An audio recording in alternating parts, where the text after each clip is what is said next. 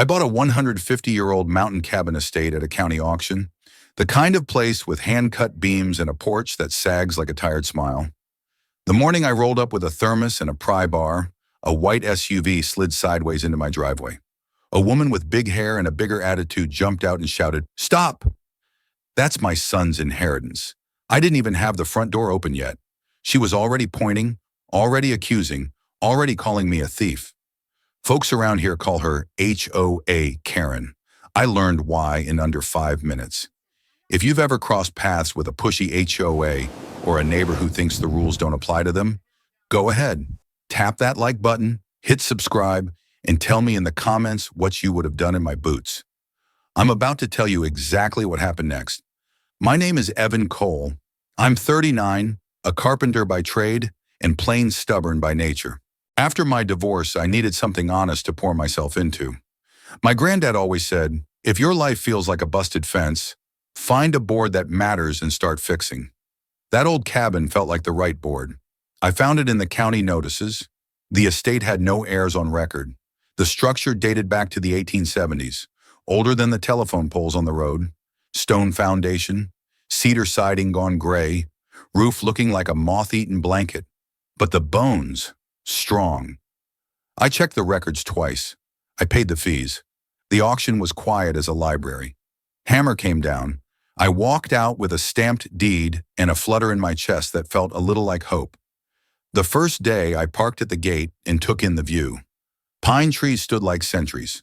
There was a spring down the slope with a pipe that looked hand-laid. Whoever built this place knew the land and respected it. I set my thermos on the porch and admired the hand-hewn beams. They had those tool marks you can't fake, the kind that talk about long winters and strong backs. That's when the white SUV fishtailed onto the gravel.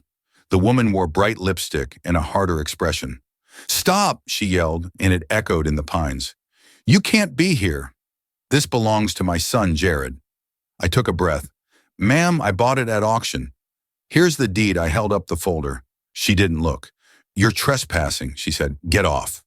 Her voice carried the kind of authority that expects the world to jump. "I'm not trespassing," I replied, keeping my voice even. "This parcel isn't in your HOA. It never has been. The county map shows that clear." I tapped the corner post where the old metal pin sat rusting in the dirt. She folded her arms. "We have agreements," she said. "You'll find out." Then she smiled a thin smile like a knife blade and added almost sweetly, "I hope you like doing things the hard way." I'd never met her before. Didn't even know her last name yet. But I recognized the look. Some folks carry trouble like a handbag. They can set it down anywhere. I spent the rest of that day pulling brush away from the walls, checking joists, making notes. I labeled a dozen tasks on blue painter's tape: replace sill, sister joist, reflash chimney. I let the quiet settle my nerves. Toward evening, a pickup slowed at the gate, then kept going. People were curious. That's small-town life. I waved anyway. Next morning, a county inspector marched up my driveway like he owned it, clipboard raised like a shield. "Work stop," he said before hello. "You've done unpermitted modifications." "I haven't started," I said. "I've barely taken measurements."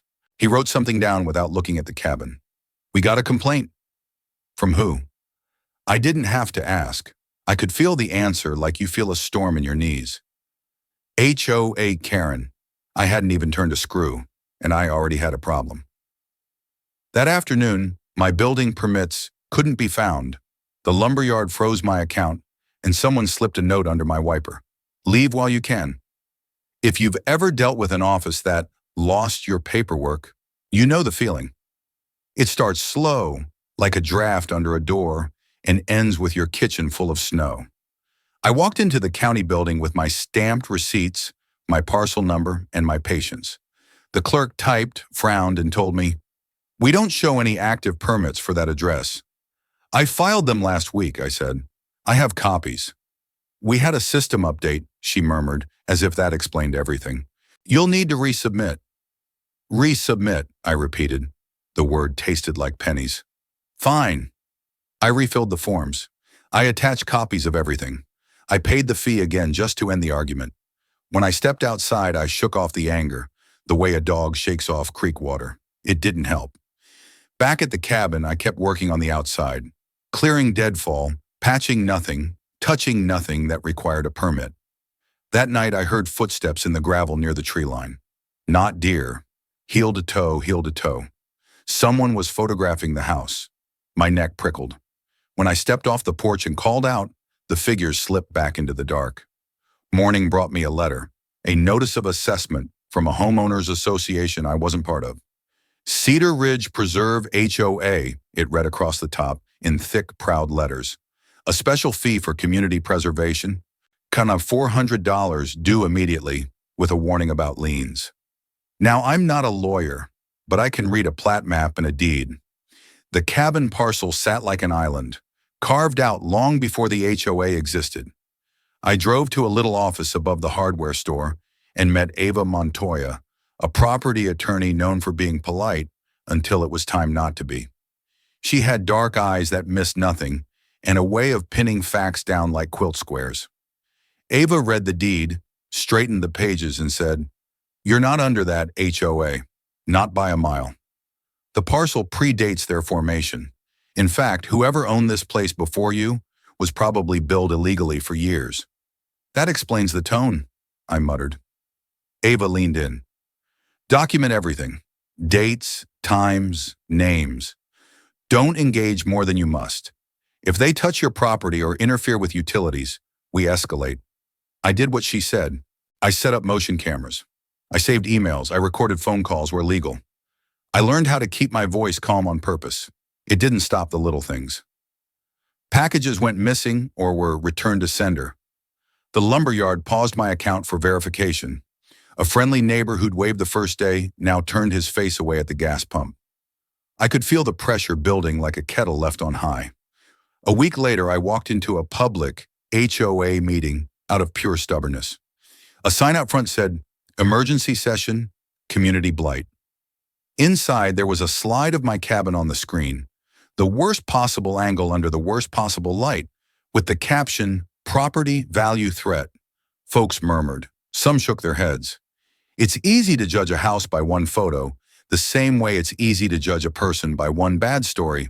A woman at the front, Sloan Whitaker, I would learn, clicked a laser pointer and said, "This structure endangers our property values and safety." She used that voice people save for scolding. "We propose a special assessment to recover legal costs and compel compliance." I raised my hand. "Ma'am," I said politely, "you have the wrong man and the wrong parcel. This land is not part of your HOA. I own it free and clear." She looked right past me and smiled at the room. "We'll let the courts decide." That night, my water line sputtered air and sand, and the motion camera caught two silhouettes at my boundary, one dropping something shiny that flashed under the porch light. At dawn, I walked the boundary where the old fence posts leaned like tired cowboys. A fresh trench snaked along the edge, messy and shallow, the kind you get when folks work in the dark. My water line, old as sin, had been repaired. That's what the spray-painted sign said. "Whitaker Construction, you're welcome." I turned the valve at the spring box. It groaned and wheezed. My taps coughed brown. "Don't touch anything," Ava said over the phone. "Photograph it. Record the damage. We'll file interference and trespass." I took pictures of boot prints, the trench, the broken sod. On the porch, I found what the camera had seen, a slick club card embossed with J. Whittaker and a gym logo. Maybe it fell out of a pocket. Maybe it was planted. Either way, it was real. I took a breath and made coffee with bottled water. When you're under stress, the small routines carry you across. Coffee, notebook, plan, work the plan. Different folks stopped by that day. Some looked guilty to be seen. One older gentleman, Mr. Halbert, took off his cap and said, "Young man, I don't agree with how they're going about it, but some of us are scared to cross Sloan. She sits on every board around. People owe favors." "I don't need favors," I said. "I need fairness." He nodded. "That's thin on the ground lately." Ava filed complaints, trespass, harassment, interference. Chief Rita Klein, who ran the local police with a steady, no-nonsense hand, came by in an unmarked car. She stood with her hands in her jacket pockets and listened more than she talked. "We've had other report," she said. If they set one toe over your line again, call me first. Keep those cameras up. Patterns matter. The next HOA meeting turned into community theater. Ava arrived with a rolled-up survey and a quiet expression that made me braver.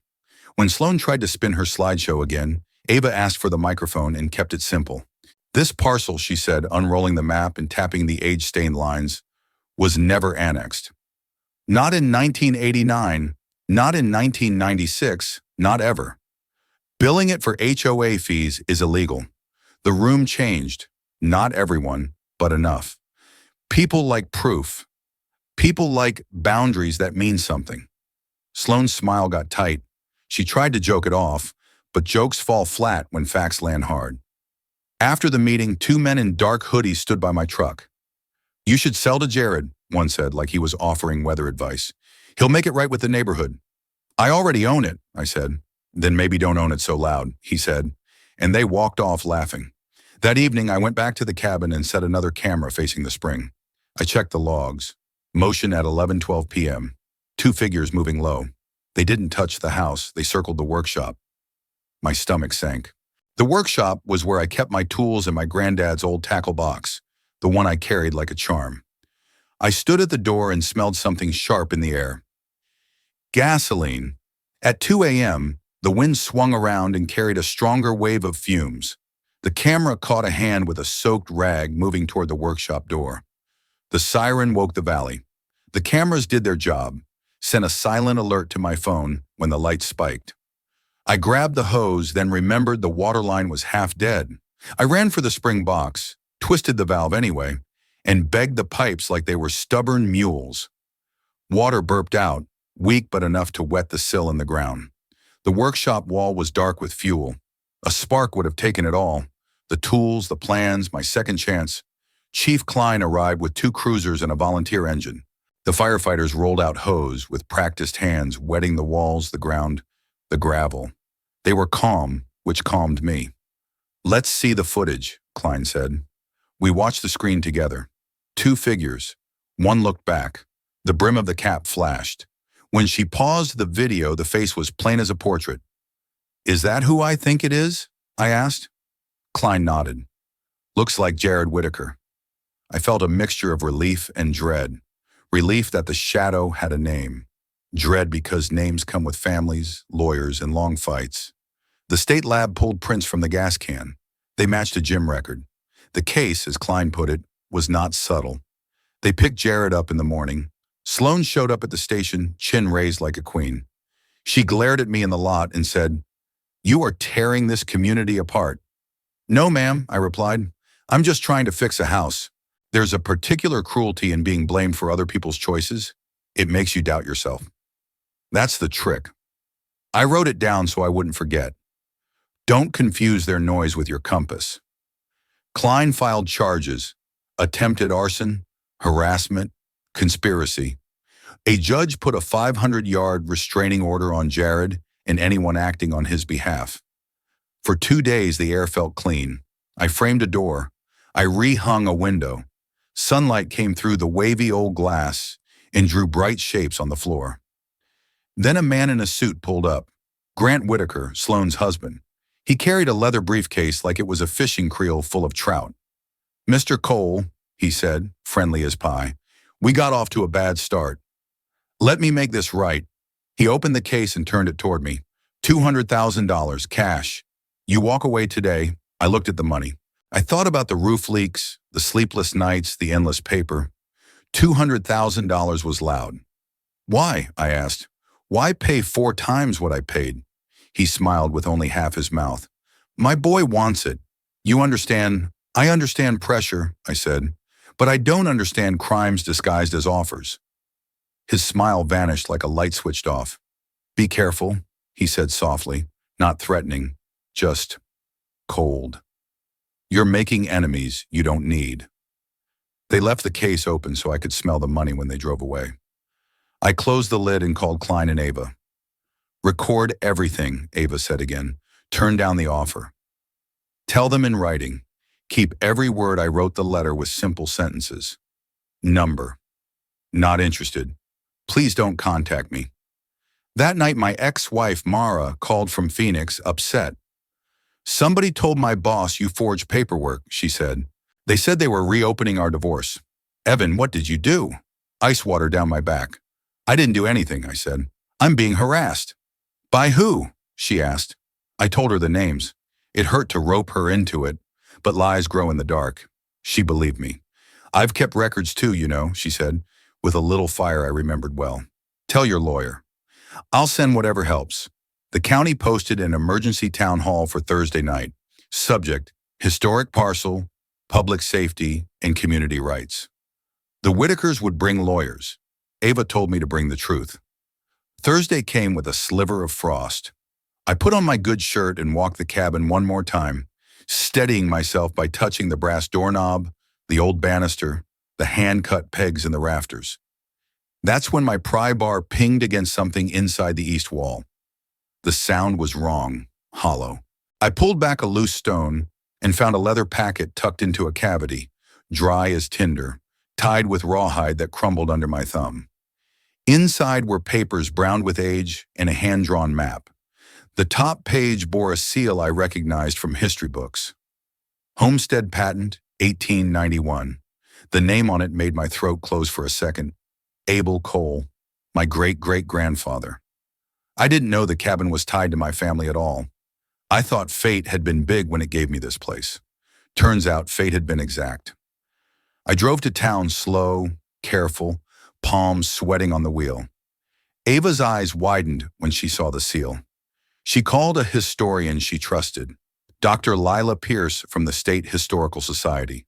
Dr. Pierce examined the paper, the ink, the press of the seal, the notation style. "Preliminary check says authentic," she said. "And look here, water and mineral rights described in perpetuity. That's strong language." "What does that mean?" I asked. My voice sounded too loud. Ava laid it out simple. The patent was older than any HOA, older than most county records. If properly authenticated, it established a superior claim for the tract described. And the map, that map reached beyond the modern parcel lines, wrapping in the spring and a slice of the hill. It didn't give me the world, but it gave me more than anyone expected. "File copies now," Ava said. "We need chain of title research. We need a survey overlay. And for tonight, we need to be calm." I walked into that town hall with a folder under my arm and about 6 different heartbeats in my ears. The room was packed. You could feel people choosing sides through their boots. Sloan stood near the front in a fitted jacket, her expression set to concern. Grant stood beside her, jaw tight. A young lawyer fussed with his tie. The county commissioners sat at a long table, faces careful. When it was my turn, I didn't make a speech. I told a story. I talked about buying a broken place because I needed to build something honest. I described the trench, the lost permits, the special assessment sent to a land that wasn't theirs, the late-night gasoline. I said what my granddad always said: "The ground holds the truth if you're patient." Then I held up the patent. Dr. Pierce explained the document. Ava explained the legal angle. Chief Klein explained the pattern of harassment and the charges. The room went quiet the way a field goes quiet before rain. Sloan tried to pivot. "We were protecting our community from blight," she said. This patent, who knows where it was found? It could be planted." Dr. Pierce didn't blink. "We'll finish the authentication, but the seal, the signatures, the county recorder's marginal notes from the 1930s, those aren't things you print on a home computer." People shifted in their seats. A few looked down, as if ashamed of how ready they'd been to believe the worst picture of my home and me. The commissioners voted to recognize the patent for the purposes of the meeting and urged the court to open a quiet title action to settle boundaries. They also asked the district attorney to review the inspector's conduct in the HOA's billing practices. It was the first small official move toward fairness. On my way out, Mr. Halbert squeezed my shoulder. "We needed to be reminded what's right," he said. "Thank you for staying stubborn." The next morning, county investigators visited the inspector who'd slapped me with that work stop order without even stepping inside the cabin. He resigned by supper. Word traveled fast down our one main road. The Whitakers had overplayed their hand. But stories like this never end with one meeting. They end with paperwork. Weeks stretched. I worked in the daylight and filed in the evenings. I replaced the roof in sections, like a man arranging a chessboard. I kept my cameras on and my temper low. 2 months later, the judge was ready to rule on the title, and a bulky envelope arrived on my porch from a regional mining company asking for a conversation about subsurface rights under my land. Courtrooms are chilly by design. I wore the same good shirt and sat straight. Ava was calm. Dr. Pierce looked pleased in a quiet way scholars look pleased, like a theorem had proved out. The Whitakers were there, chins up. Jared wasn't. He was at home under the restraining order, dealing with the consequences of gasoline and midnight. The judge spoke plain. The homestead patent was authentic, the chain of title confirmed, the boundaries adjusted to match what the original grant described, including the spring. The parcel remained outside the HOA. It always had been. The court issued orders, cease and desist on billing, restitution to the estate for the illegal fees collected over the years, and referral of the inspector's behavior to the state for formal review. The attempted arson case proceeded on its own track. Outside, the air felt different, lighter. I drove back to the cabin with the windows down. The pines sounded like old friends clearing their throats. Neighbors started to show up again, in twos and threes. A woman brought a pie.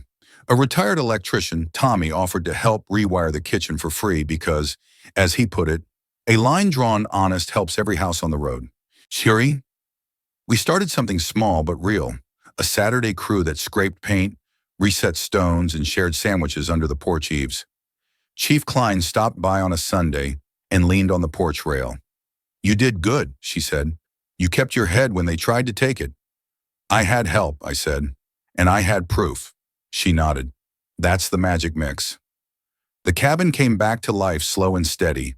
Fresh roof, tight windows. The floorboards stopped complaining and started singing. I turned one room into a little local history nook with copies of the patent and old photos people brought by. Kids pressed their faces to the glass and asked 100 questions. People told stories about their grandparents trading eggs for hammer work with the original owner. The house held it all like a bowl. Then there was that envelope from the mining company. Their letter was polite. They believed there might be a deposit under part of the ridge. Not intrusive, environmentally sensitive, words as smooth as creek stones. They wanted to talk about leasing options for subsurface exploration. I read the letter 3 times. I know what fast money does to a slow place. I also know that mineral rights are tricky. Sometimes you dig up more than rock. I called Ava. We went over it, careful. Pros, cons, what it might mean for the spring, what it might mean for the road, what it might mean for peace. "You don't have to answer now," she said.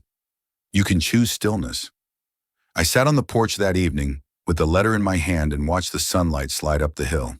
A pair of deer stepped out and flicked their ears like they owned the place, which in a way they did.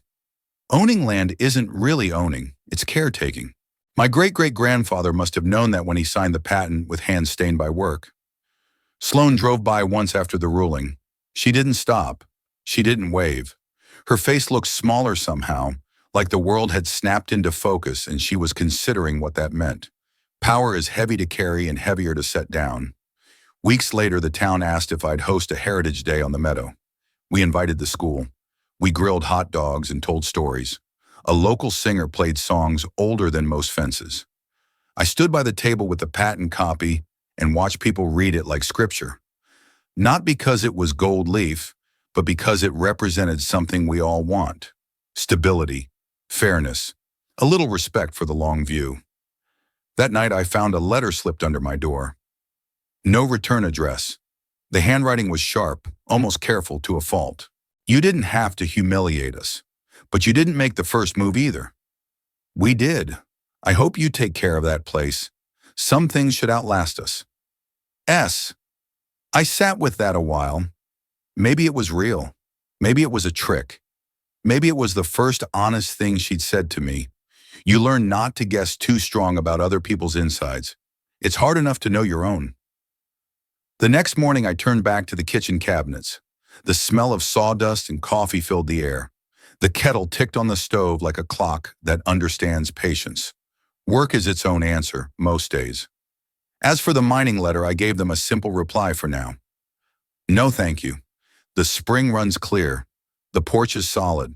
The ridgeline holds the dawn like a promise. Some money spends fast and leaves you with noise. I've had enough noise. I want the quiet that feels like a truth you can stand on. But last week, a survey crew parked on the county road and set up a tripod just outside my boundary. They never stepped on my land. They didn't have to. They were looking at the ridge behind the ridge. If they find a way to reach under from the far side, what happens to my water? And what happens to this peace I fought for? If this story hit close to home, if you've ever stood your ground against a pushy HOA or a neighbor with too much pull, please click like, subscribe, and share this with a friend who's dealing with something similar. Drop a comment below with your own experience. I read them, and your advice helps more folks than you think.